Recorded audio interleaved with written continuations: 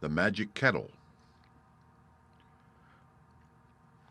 Right in the middle of Japan, high up among the mountains, an old man lived in his little house. He was very proud of it, and never tired of admiring the whiteness of his straw mats and the pretty papered walls, which in warm weather always slid back, so that the smell of the trees and flowers might come in. One day he was standing looking at the mountain opposite, when he heard a kind of rumbling noise in the room behind him. He turned round, and in the corner he beheld a rusty old iron kettle which could not have seen the light of day for many years. How the kettle got there the old man did not know, but he took it up and looked it over carefully, and when he found that it was quite whole he cleaned the dust off it and carried it into his kitchen. "That was a piece of luck," he said to himself. "A good kettle costs money, and it is well to have a second one at hand in case of need. Mine is getting worn out, and the water is already beginning to come through its bottom." Then he took the other kettle off the fire, filled the new one with water, and put it in its place. No sooner was the water in the kettle getting warm than a strange thing happened, and the man who was standing by thought he must be dreaming. First, the handle of the kettle gradually changed its shape and became a head, and then the spout grew into a tail, while out of the body sprang 4 paws, and in a few minutes the man found himself watching not a kettle, but a tanuki. The creature jumped off the fire and bounded about the room like a kitten, running up the walls and over the ceiling till the old man was in an agony lest his pretty room should be spoilt. He cried to a neighbor for help, and between them they managed to catch the tanuki and shut him up safely in a wooden chest. Then, quite exhausted, they sat down on the mats and consulted together what they should do with this troublesome beast. At length they decided to sell him, and bade a child who was passing send them a certain tradesman called Jimmu. When Jimmu arrived, the old man told him that he had something which he wished to get rid of, and lifted the lid of the wooden chest where he had shut up the tanuki.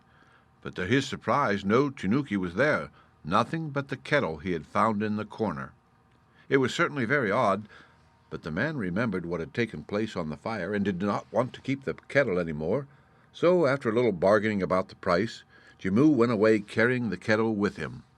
Now, Jimmu had not gone very far before he felt that the kettle was getting heavier and heavier, and by the time he reached home he was so tired that he was thankful to put it down in the corner of his room, and then forgot all about it. In the middle of the night, however, he was awakened by a loud noise in the corner where the kettle stood, and raised himself up in bed to see what it was. But nothing was there, except the kettle, which seemed quiet enough. He thought that he must have been dreaming, and fell asleep again, only to be roused a second time by the same disturbance. He jumped up and went to the corner, and by the light of the lamp that he always kept burning, he saw that the kettle had become a tanuki, which was running round after his tail. After he grew weary of that, he ran on the balcony, where he turned several somersaults from pure gladness of heart. The tradesman was much troubled as to what to do with the animal, and it was only towards morning that he managed to get any sleep. But when he opened his eyes again, there was no tanuki, only the old kettle he had left there the night before. As soon as he had tidied his house, Jimmu set off to tell his story to a friend next door. The man listened quietly, and did not appear so surprised as Jimmu expected, for he recollected having heard in his youth something about a wonder-working kettle. "Go and travel with it and show it off," said he, "and you will become a rich man. But be careful first to ask the tanuki's leave, and also to perform some magic ceremonies to prevent him from running away at the sight of the people." Jimmu thanked his friend for his counsel, which he followed exactly. The tanuki's consent was obtained, a booth was built, and a notice was hung up outside it inviting the people to come and witness the most wonderful transformation that ever was seen. They came in crowds, and the kettle was passed from hand to hand, and they were allowed to examine it all over and even to look inside.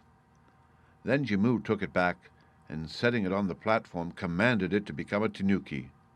In an instant the handle began to change into a head, and the spout into a tail, while the 4 paws appeared at the sides. "Dance," said Jimmu. and the tanuki did his steps, and moved first on one side and then on the other, till the people could not stand still any longer and began to dance too. Gracefully he led the fan dance, and glided without a pause into the shadow dance and the umbrella dance, and it seemed as if he might go on dancing forever.